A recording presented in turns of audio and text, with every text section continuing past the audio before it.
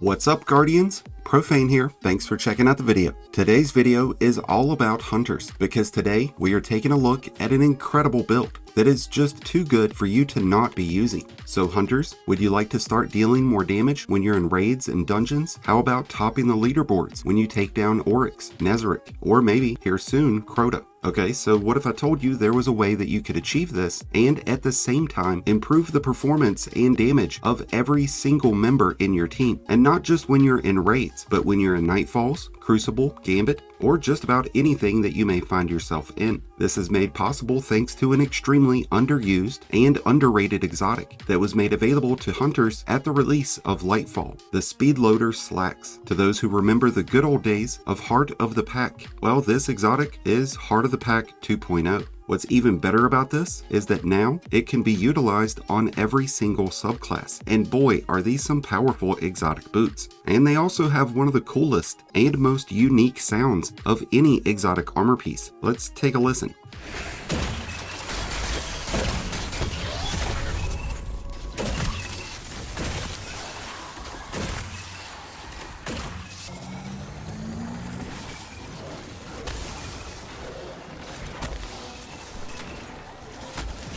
This exotic comes with the intrinsic trait called Tight Fit. And all jokes aside, this is every bit the Hunter's equivalent of the Warlock's Luna factions, but in many ways far more superior. Tight Fit grants a stacking bonus to the reload speed, handling, and airborne effectiveness for both you and every member of your team that's within 15 meters. In the case of the bonus reload speed and handling, this starts at an additional 40 points and maxes out at 55 points. The bonus to airborne effectiveness starts at 30 points and ends with 50. Once triggered, each final blow or additional dodge will refresh this timer, which will last for 15 seconds. Each final blow or dodge will also grant one additional stack of Tight Fit. You can have a maximum of 5 stacks, and as long as you're engaged in combat, you're pretty much going to always have 5 stacks of Tight Fit. While the reload speed isn't quite that of the Luna factions, this bonus can be continuously re-triggered, to the extent that you and your team will never be without it,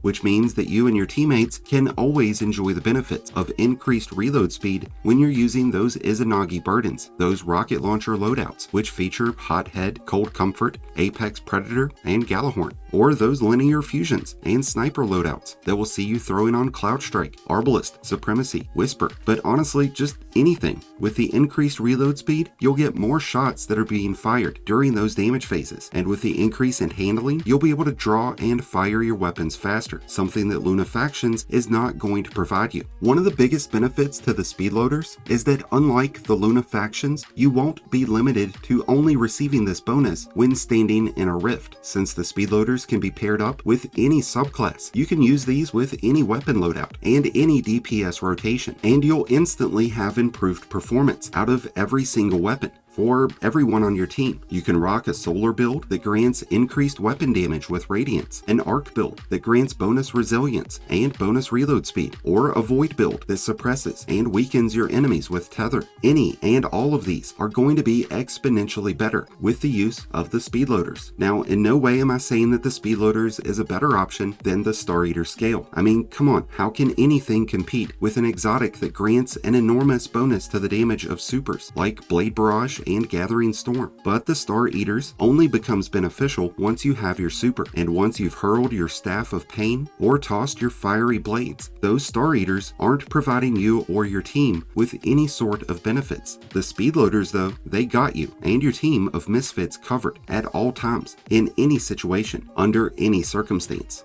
And hell, if you're really worried about some shortage in DPS, you can always throw on the Lumina. This way you can sling those Noble Seekers around and give your team a bonus of 35% damage. One weapon that I'm extremely eager to try with the Speedloaders will be the Monte Carlo when it gets its Bayonet Catalyst, because I'm anticipating that it's going to be a very fun and powerful new ability for the Monte Carlo, and it's going to synergize very well with this exotic. Since the Speedloaders provide strong synergy with each subclass, I'll leave a few different links in the description below on more detailed build options to be able to pair up with the Speedloaders. With that being said, I find it best to apply armor mods that are going to provide further improvements towards your weapon performances and to improve the recharge rate of your dodge.